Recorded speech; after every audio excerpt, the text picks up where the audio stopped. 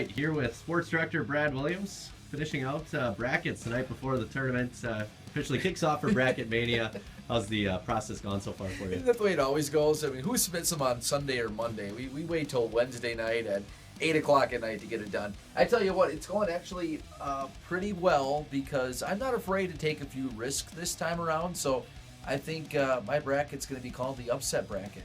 Any notable teams making some deep runs, are you saying? Well, I've got a couple teams making a deep run, a couple of Big Ten teams making some deep runs. Actually, 3 teams from the Big Ten in the Sweet 16. So not that I'm a fan of the Big Ten or think they did great this year, but matchups are looking pretty good.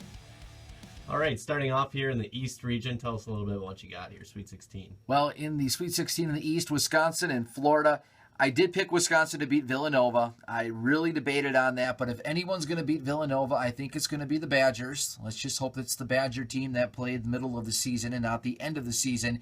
But I'm going to move Wisconsin also to a win over Florida. That actually puts them in the Elite Eight. And then Duke, they're just playing too well right now. You know, the theme of my picks are going to be teams that did well lately. And ultimately, you need to win 6 games to win the tournament. So I didn't pick any team to go to the Sweet 16 that didn't at least go on a 6-game win streak this year. So you got to keep that consistency going. Northwestern, yeah, I have them beating the Zags, but it comes to an end. Notre Dame playing too well right now. And then Arizona, probably one of the best teams right now playing in college basketball. I do like Kansas to get the win over Iowa State. Iowa State over Purdue, but I think Kansas in another meeting with their team going to get that victory. And then with Rhode Island being the Cinderella, it's got to come to midnight eventually. So there's Michigan after a win over Louisville. I think it's a favorable matchup. Michigan's playing too good right now, and they had that incident where the team bonding moment where the plane situation took place. They played well since then. They won the Big Ten tournament. Got to like them to win that game. Down into the South bracket, I like North Carolina still. They are a good team. This is where the struggle came in. I do have Wichita State beating Kentucky. I think the Shockers are playing very good basketball, and they definitely are seated lower than what they should be. That's a tough matchup, but I think they're going to play to everyone's disappointment of the seed, beat Kentucky.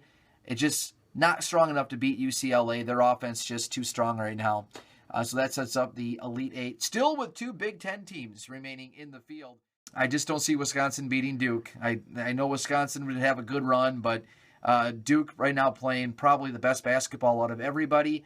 And then this is the surprise. I like Arizona, but they're in the Pac-12. And the Pac-12 has not done well in the tournament.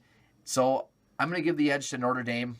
I don't think many people have Notre Dame in the Final Four, but we're going to put Notre Dame there.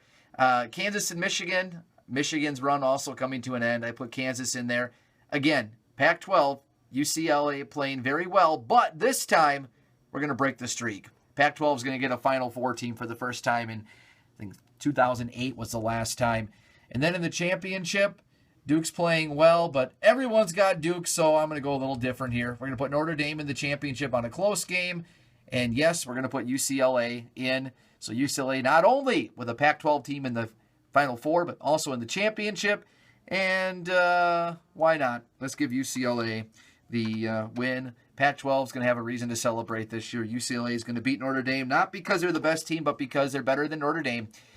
Not as close either. 89-67 UCLA winning the national title, or at least I hope.